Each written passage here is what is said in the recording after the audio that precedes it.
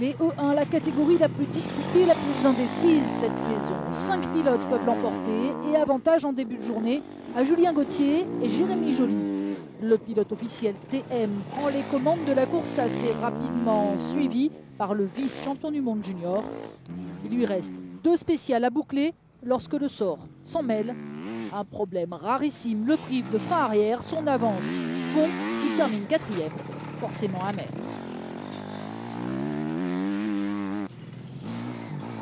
Donc je suis vraiment déçu parce que je pense que la victoire j'aurais pu aller la chercher et c'est vrai que perdre autant de temps sur une bêtise comme ça, enfin une bêtise c'est un truc qui arrive jamais et qui m'est arrivé, donc vraiment déçu, quoi.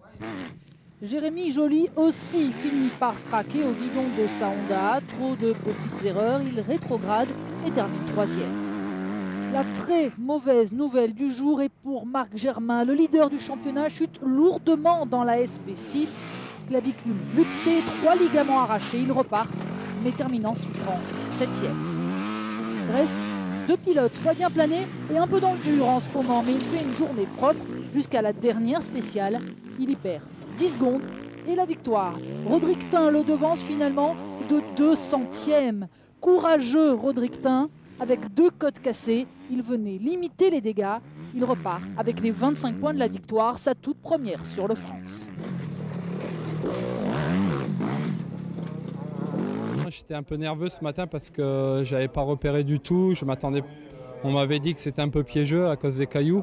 Donc j'ai pris mon temps au premier tour pour assurer. Et je me suis bien senti tout de suite, donc après j'ai attaqué. En E1, Marc Germain a décidé de prendre le départ malgré son épaule blessée. Assuré de marquer des points même s'il termine dernier, il veut capitaliser en vue du titre. Et il fait bien, car dès la première spéciale du jour, son rival Rodrigue Tin abandonne, casse moteur. Grosse déception pour l'ancien crossman, vainqueur la veille.